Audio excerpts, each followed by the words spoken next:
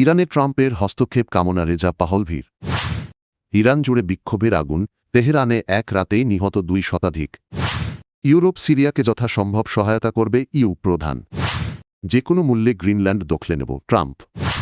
যুক্তরাষ্ট্র ও বাংলাদেশের সম্পর্ককে আরও দৃঢ় করতে চাই ব্রেন্ট ক্রিস্টেনসেন।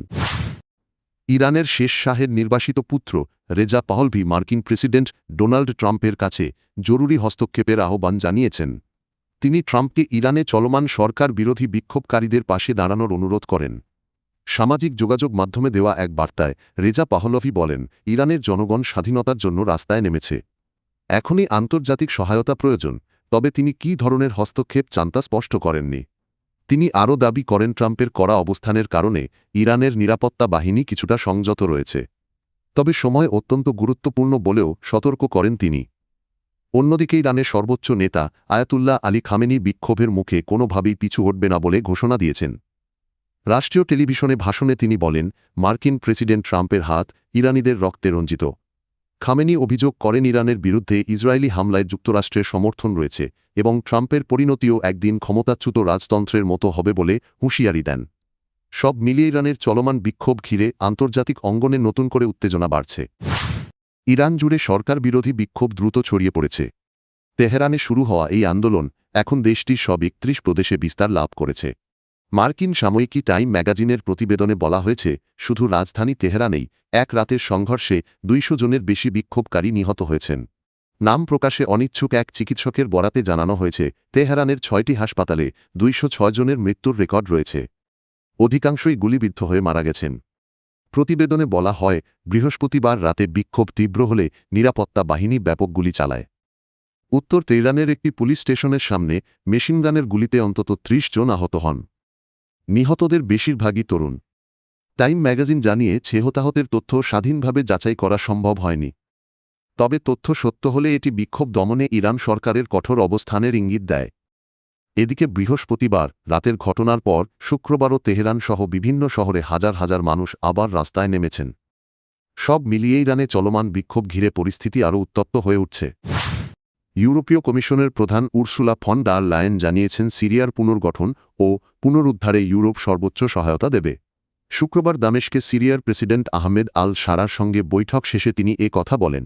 ফরাসি বার্তা সংস্থা এএফপি জানায়, বাশার আল আসাদের পতনের পর এই প্রথম ইউর শীর্ষ নেতারা সিরিয়া সফরে গেলেন। ফন ডার লায়েন সামাজিক যোগাযোগ মাধ্যমে বলেন, সিরিয়ার পুনর্গঠনে ইউরোপ যতটা সম্ভব সহায়তা করবে। সিরিয়ার প্রেসিডেন্সি জানায়, বৈঠকে পুনর্গঠন, মানবিক সহায়তা এবং ইউরোপে শরণার্থী সংকট নিয়ে আলোচনা হয়েছে। উল্লেখ্য, আসাদ সরকারের পতনের পর ইউরোপীয় ইউনিয়ন সিরিয়ার ওপর আরোপিত নিষেধাজ্ঞা প্রত্যাহার করেছে। পাশাপাশি 2025-26 সালের জন্য সিরিয়াকে প্রায় 2.5 বিলিয়ন ইউরো সহায়তার প্রতিশ্রুতি দিয়েছে ইউ। এদিকে সিরিয়ার উত্তরাঞ্চলে সরকারি বাহিনী ও কুর্দি যোদ্ধাদের মধ্যে সংঘর্ষ চলার মধ্যেই এই কূটনৈতিক সফরকে গুরুত্বপূর্ণ হিসেবে দেখা হচ্ছে। মার্কিন প্রেসিডেন্ট ডোনাল্ড ট্রাম্প বলেছেন, যুক্তরাষ্ট্র গ্রিনল্যান্ডের নিয়ন্ত্রণ নেবে, একভাবে হোক বা অন্যভাবে।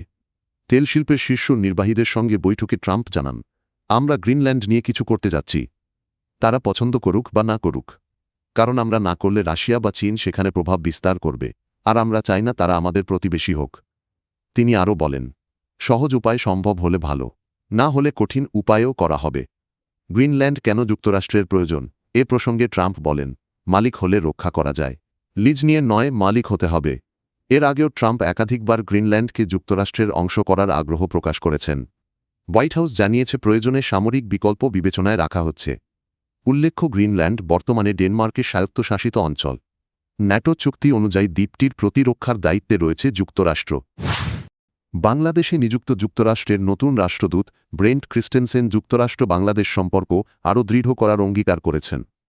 আজ সকালে ঢাকার মার্কিন দূতাবাসের ফেসবুক পেজে দেওয়া এক বার্তায় তিনি বলেন, বাংলাদেশে ফিরতে পেরে আমি আনন্দিত। এখানকার অভিজ্ঞ দলকে সঙ্গে নিয়ে দুই দেশের সম্পর্ক আরও শক্তিশালী করতে কাজ করব। তিনি জানান, প্রেসিডেন্ট ডোনাল্ড ট্রাম্পের লক্ষ্য বাস্তবায়নে এবং যুক্তরাষ্ট্রকে আরও নিরাপদ ও সমৃদ্ধ করতে ঢাকা দূতাবাস নিরলসভাবে কাজ করবে।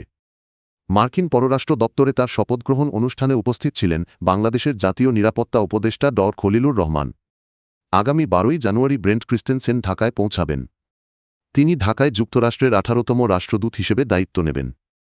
এর আগে তিনি 2019 থেকে 2021 সাল পর্যন্ত ঢাকায় মার্কিন দূতাবাসে রাজনৈতিক ও অর্থনৈতিক কাউন্সিলর হিসেবে দায়িত্ব পালন করেছিলেন।